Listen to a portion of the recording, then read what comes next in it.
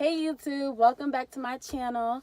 In today's video, I'm going to be sharing a story time on my experience being bullied in Peru. Yes, I have an experience of being bullied in Peru. I know that sounds crazy. I live in the United States, but I was in Peru for 4 months. Unfortunately, it was not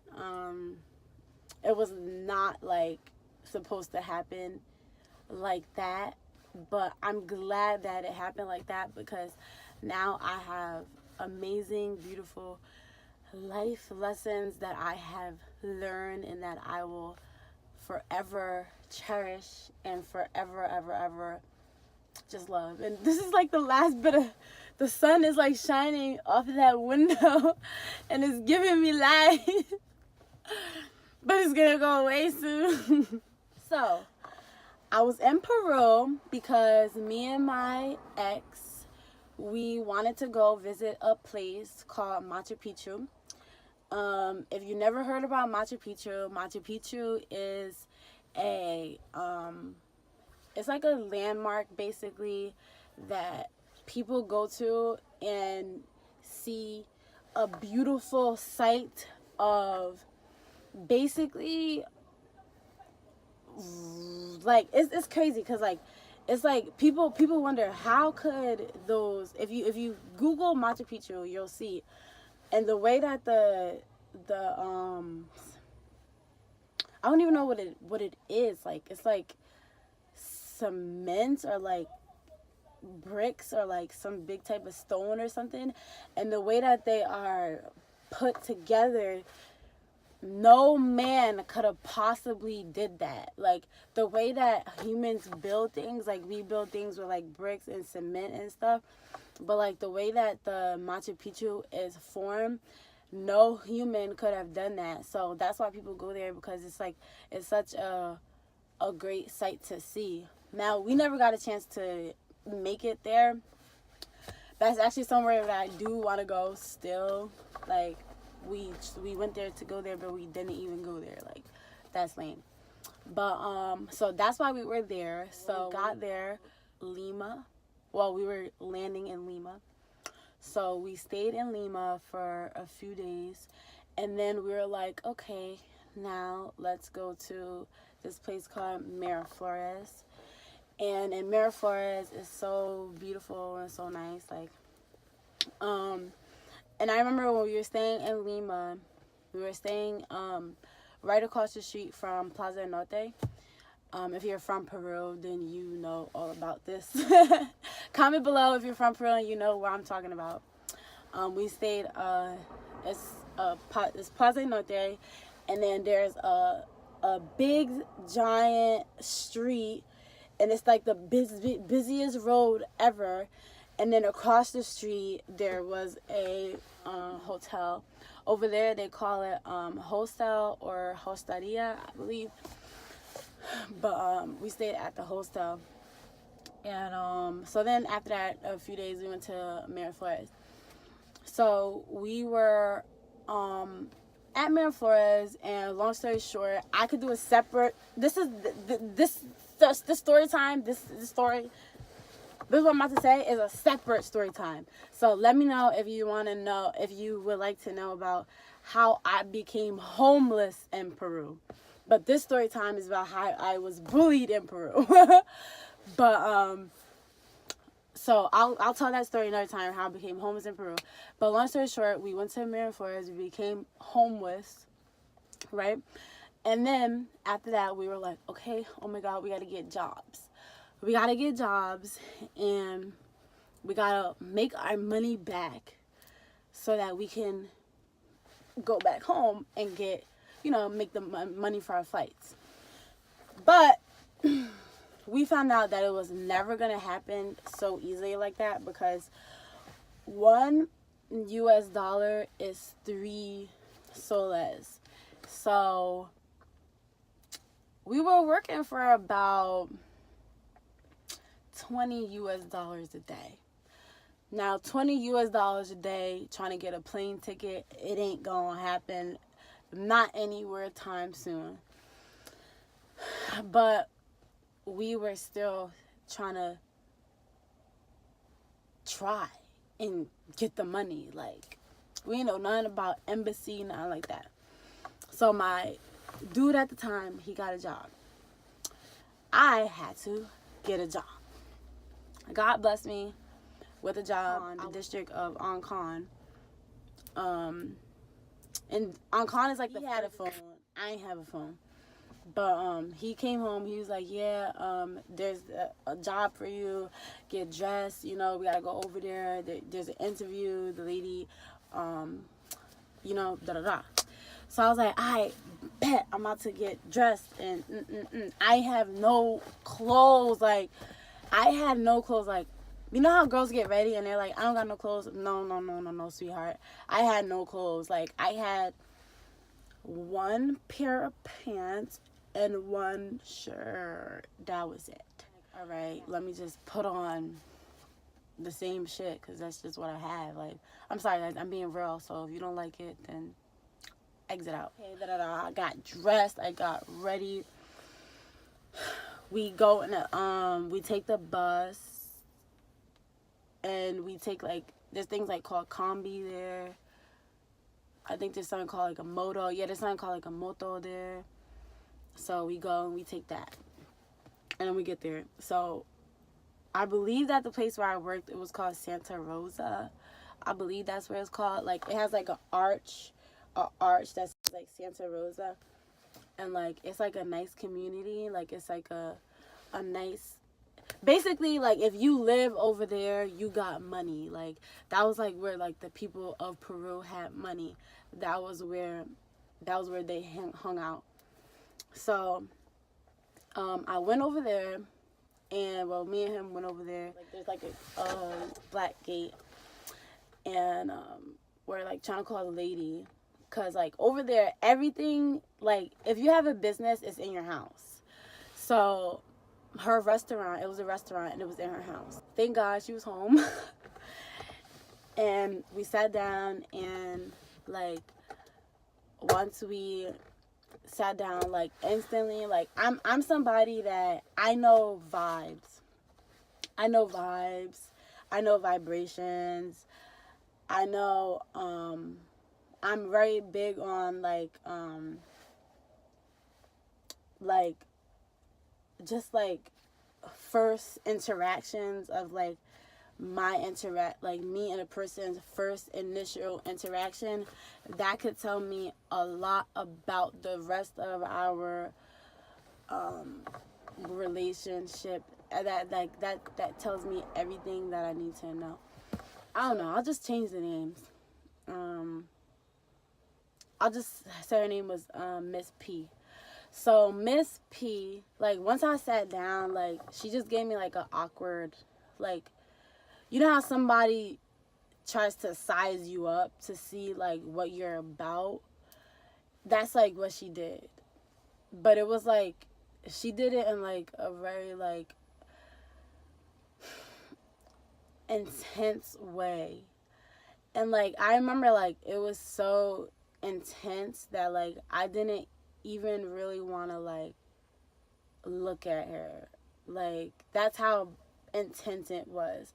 And from that moment, I fucked up. Because what we have to know is that we, as people, we teach other people how they are going to treat us. So if we don't off the bat show some type of confidence or some type of, then people love to, you know, kind of take advantage of you. So it was like, okay, so like they was asking me like, what kind of experience do you have? I told them like, I love to cook and I love to clean, because I do love to cook and I do love to clean. And they were like, okay, we do need a lot of help at the restaurants, so you could come. And then she said like tomorrow, just be here tomorrow, 8 a.m. and we're gonna make it make it do what it does. The next day comes, and I'm like, all right, time to go to work. I get up in the morning, I brush my teeth, I do my hair, wash my face, scrub,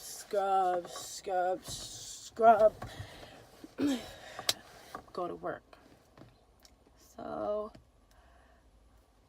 I get there, and the vibes are just like, who is this girl? And where did this girl come from? So I got to work, and they were looking at me like, who is this person? Like, who is she? Where did she come from? Like, who is she? Like, honestly, it felt like some it felt like some bad girls club type vibe. Like, who's this new girl? Like, who does she think she is? Like, why is she here? Like, I never seen somebody that looked like her before. Like, that's the type of vibes that I was getting. There's a kitty. So, the lady, Miss P, the wife of the restaurant, she went and she's like, okay, yeah, good morning. She gave me my hat, my little cap to put on, and then an apron. She's like, okay, go in the back, that you're gonna, I believe they kept saying, pela la papa. Pela la papa. I think that's how you say peel the potatoes. So I'm like, okay. So I was just there peeling the potatoes, just peeling potatoes. Mad potatoes, so I'm like, all right, this is dope. I'm here in the back, I was in the back, so the back was where less action happened. So this girl was there, and she was pregnant, and she was just trying to talk to me, trying to get to know me, and I was telling her telling her about me and shit. But that's where I also went wrong. It's cool to tell people about you, but when people when they ask you too many questions about you, sometimes they have a motive, and it might not even be intentional, and they might not even know that they have this motive, but the motive is there. It could be a good motive, a bad motive. I don't know, but I do know that everything's for a reason. And when people ask you questions, just try to ask them questions. Try to flip that shit back on them. But so everybody was just oh, what's good? I could tell they were who the fuck is this girl? But they were trying to okay, what's up? Who are you? So this one girl, she came. You know how you just automatically could feel the vibe? You're oh, this bitch. And then the other girl's this bitch. And you're both what the fuck, bitch? That's how it was. So she was oh, do you speak Spanish or something? I was I understand it, but I could speak a little bit. She was oh, no me gusta. No me gusta. I'm bitch. I let that shit slide. I should have been what you mean, no gusto? What you mean, no gusto? But I didn't. So then, just days go by, and I'm working there. And I just feel the vibes. Like, the vibes are just all up. Like, it's just all messed up. Like, I'm feeling like hated on a little bit. But it's like, for what? Because I ain't have no clothes. Like, okay. Every day after work, the lady, she would have us all sit down at the table and eat lunch together. So like we was eating good, like it's big proportions, like it's good food. And I'm not gonna lie, like when I was over there, I lost mad weight. Like I lost mad weight because, you know, when you're homeless, you lose weight because you don't have food. There was days where all we had was no, actually, the fucking majority of the fucking homeless days was only a loaf of bread. But every night, every day, God made sure that we had something in our mouth, though. Even if it was just a loaf of bread and we had to split it down the middle. Some fucking butter. But, so I was just like here, like she was just like just say like little things like, oh, like ella ella no tiene ella no tiene ropa, ella no tiene comida en la noche. That means like she doesn't have any clothes, she doesn't have food to eat in the nighttime. Like she was telling Miss Patty that. I mean, Miss P. She was telling Miss P that. So, I will be, like, feeling like I'm tripping or I'm bugging because it's like, hold up. Who's Ella? Who the fuck is Ella? And are they dead ass talking about me in front of my face? I'm like, alright. I would just give her, like, a look. Because I didn't know how to express myself, but I knew she was talking about me. And I felt crazy because I didn't know what to say back.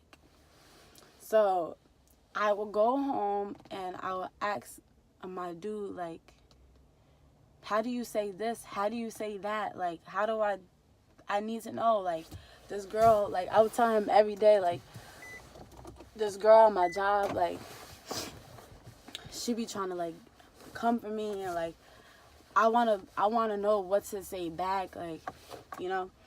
Oh yeah, so the first incident that happened between me and her was we was in the back, and this was actually my first day. Yeah, this is like my first day at work. Like my second day at work. The girl was like, yo, I can't remember her name, and like I'm so glad I can't remember her name. She was not a pleasant sight to look at.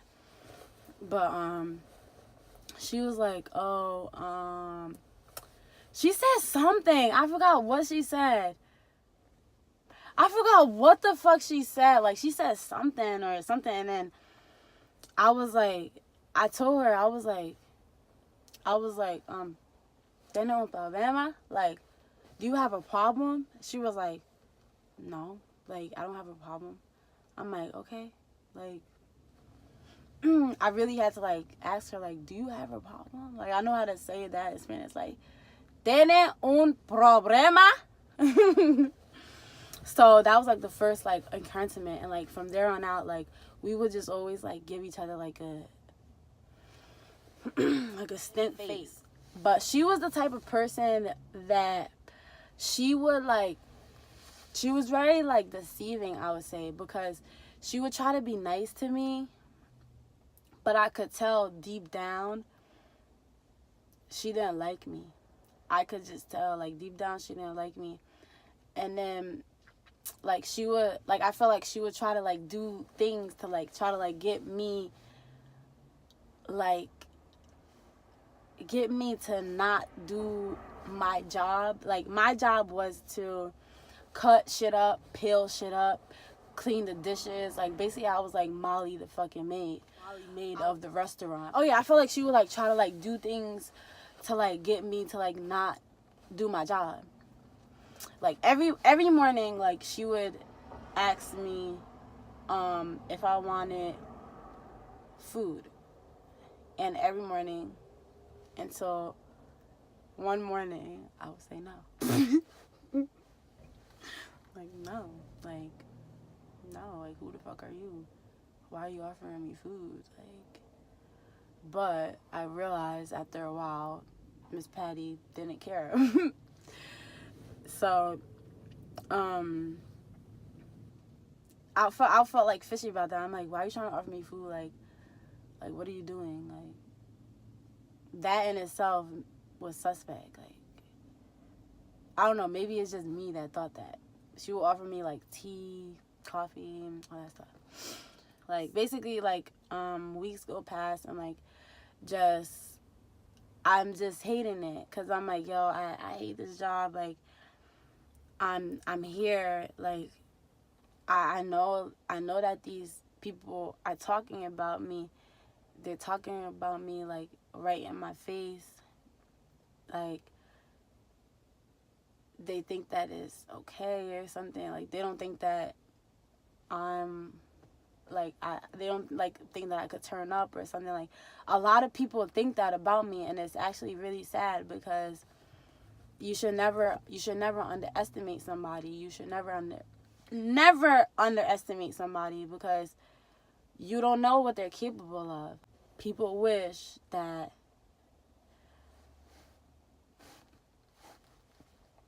they didn't get me to that level. But that's just a bad thing about assuming that somebody is a punk, or somebody's not going to do nothing just because they're quiet. I honestly think that quiet people, like the people that will just move the fuck, like, if there's somebody here popping shit, popping shit, and then there's that quiet person that comes just